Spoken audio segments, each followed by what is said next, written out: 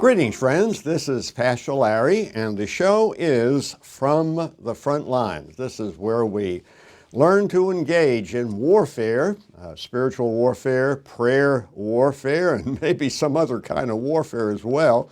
We do live on a battlefield, really. Today is Friday, May the 1st, 2020, and my topic, before the Lord returns, there will be false messiahs. Are they already here? Okay, so if he speaks about false messiahs before his return, then I would think if his return is near, then we ought to be seeing false messiahs. Are we seeing some? Let me read from Matthew 24:4. Take heed that no one deceives you, for many will come in my name saying, I am the Christ. And of course, Christ, Christos, means Messiah. In Matthew 24:23, again we read, then if anyone says to you, look, here is the Christ, here is the Messiah, do not believe it. And Jesus tells us in Matthew 24 and a couple of other passages of the New Testament that these false messiahs and false prophets will do great signs and wonders. They will be very, very persuasive. So, like I say, if this is really the end times, we should be seeing messianic figures. So are there messiahs around? Well, we're going to do a quickie survey and make some points of application. The meaning of the word Messiah means a deliverer, someone who liberates and rescues. Certainly in the first century, when Jesus walked on the planet Earth, there was a messianic expectation. But he was rejected by many as the Messiah because the Messiah is supposed to crush the Romans, and it looks like the Romans crushed him on the cross. But there's a plan behind that. We know that that's not the whole story. Down through the ages of history, there have always been messianic expectations, and there have been pseudo-messiahs cropping up. There's always been oppression, slavery, cruel and wicked governments. It's just natural to have a messianic expectation. People want to be set free. So having a messianic expectation is about as natural as breathing. After we exhale, we naturally want to inhale. But I believe that world conditions today are especially ripe for messianic figures, pseudo-messiahs, and the conditions are ripe in the sense in which they've never been this way before. And if there are messianic figures, and we're going to look at some, then I think we can say the rapture is very near. I don't want to set dates, but we are getting closer and closer. Let's go to Iran. Today, Shiite Muslims are looking for the Imam Mahdi, the 12th of 12 imams. Supposedly, the Mahdi is hiding today, but he is ready to appear during a time of political and national upheaval. And so by the appearance of the Mahdi, he's going to rescue mankind. And it will be a wonderful world in which the world will be dominated by Sharia law. Isn't that a wonderful experience? But here's what I want to make. Even the supreme leader of Iran, the Ayatollah Khomeini, said this about the Mahdi. Listen to this. He's not just waiting for the Mahdi has showed up. It's almost like I had supper with him last night. He said this, the Iranian nation enjoys a great privilege today. Many of our great scholars have personally met with this beloved Imam of hearts. Many have made a pledge to him in person. Many have been caressed by him, yuck. And many others have received his kindness, care, and love. So according to the Ayatollah, the Mahdi is here now. Some have even been caressed by him. It's like I had dinner with him last evening. Iran, of course, poses a great danger to the Western world and to Israel. To put it plainly, it's ruled by crackpots. I'm not trying to be nice. I'm trying to be truthful. These people are insane. They are dangerous. The Iranian leadership has repeatedly spoken about destroying America and destroying Israel. Repeatedly. If you follow the news the last couple of years, going all the way back to Mr. Ahmadinejad, almost on a daily basis, they would have cartoons of Jews being pigs and dogs, and they would have missiles written to Israel on the side of them. So these people are serious people. They're seriously insane. Now, some people say, well, we don't want to have a war with Iran. Well, there's no doubt in my mind that there are some really great people in Iran. I mean, they're human beings. The underground church in Iran is growing, and it's a powerful movement.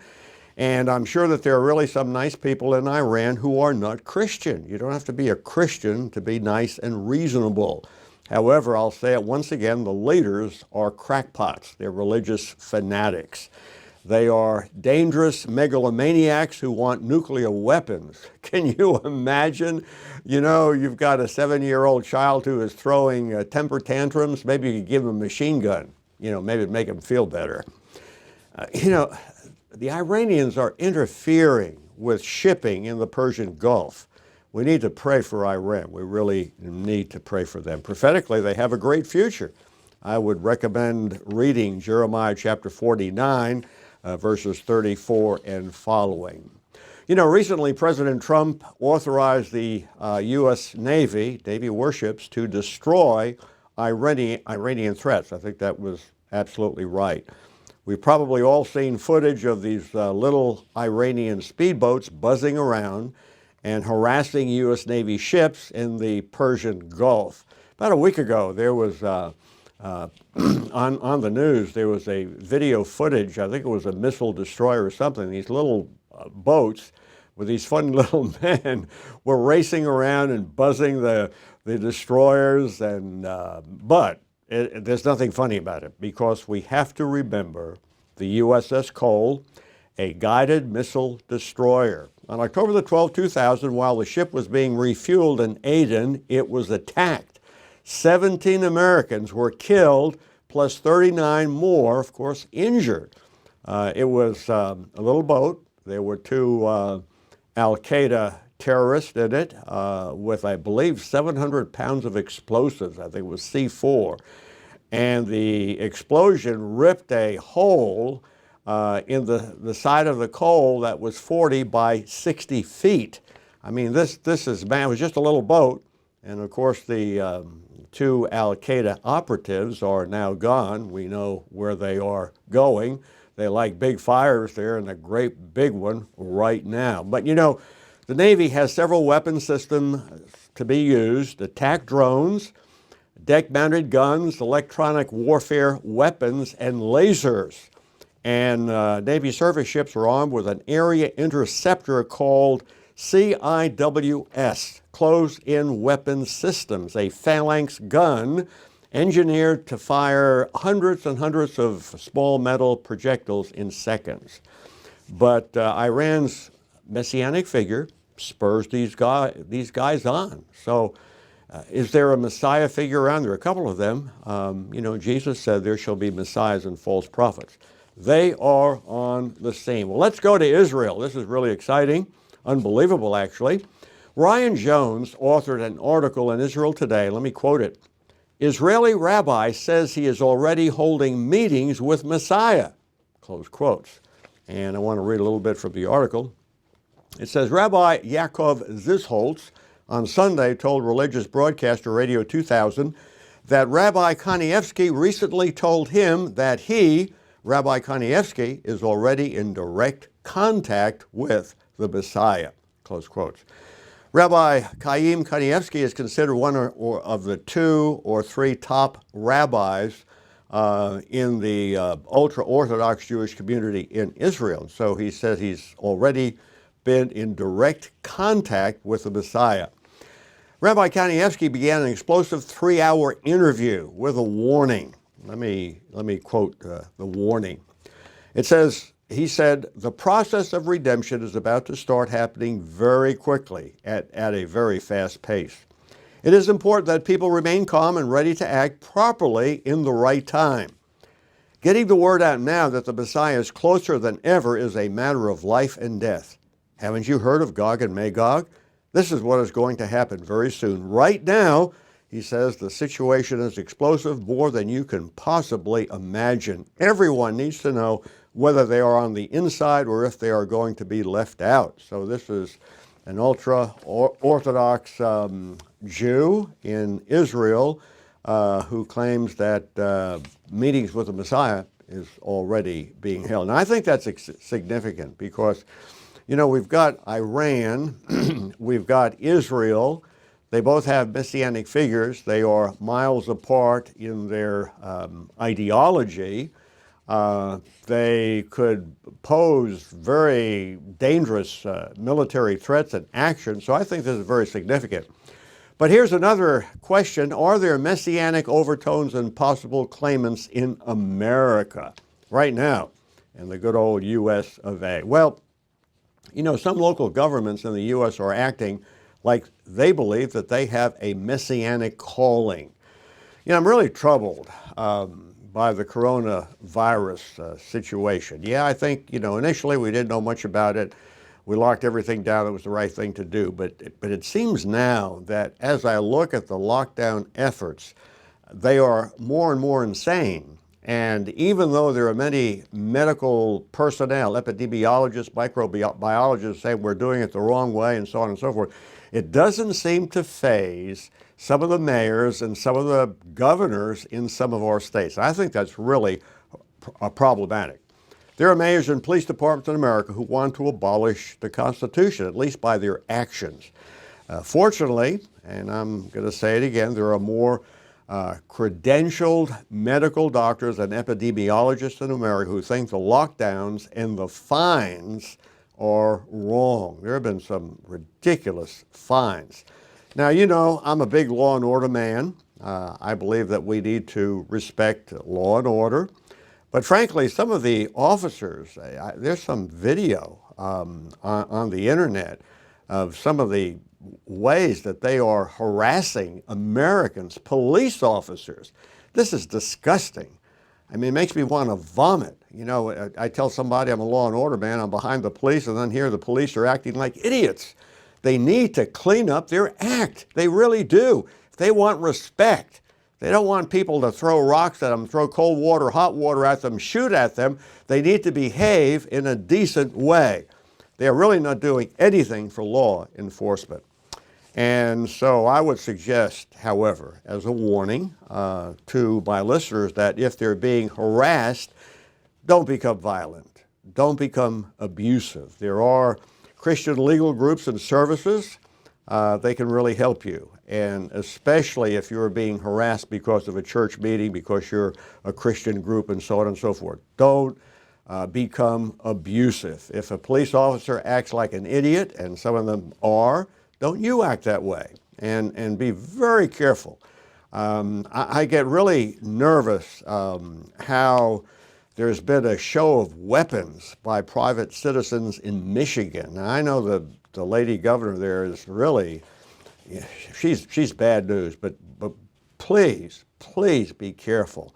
We do not want violence. At this point, anyhow, I think the right way of dealing with government tyranny and heavy-handedness, and it is completely nonviolent.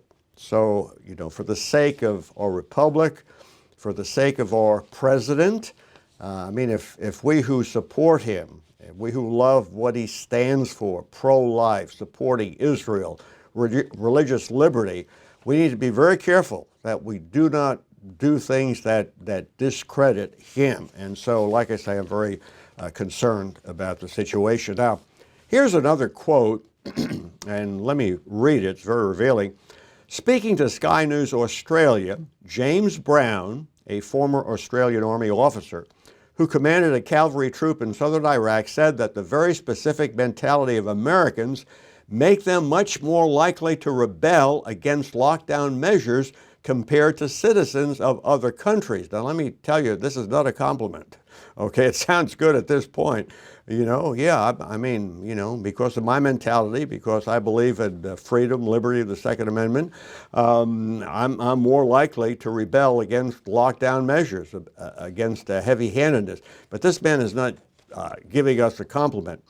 He says this, he says, there's that part of the U.S. political psyche that takes rights to a complete extreme, said Brown. I don't think we're taking rights to a complete extreme. I think we're very concerned about the loss of our rights. And we have a right to be concerned about the loss of our rights. We have a right to be concerned about an oppressive government, because down through history, the real problem hasn't been the people, it's been the government. And so Brown added that mass civil unrest is an ever-present possibility due to Americans sharing a deep independent streak. And I think that's true, but he's not giving us commendation. He says we share a deep independent streak that the government is a nice to have, not must have. Well, that's really a misrepresentation. We in America believe that the government has been instituted by God. That's about the best recommendation you can give for the government. But the government that God instituted is a very, very limited government. Are we seeing messianic figures? I think we are. Iran, Israel, and even the United States of America. That means the trumpet is going to sound, the dead in Christ are going to be raised first, and then we who are alive will be caught up to be with them in the air. So what are we going to do while we're waiting? We're going to go out there and win souls.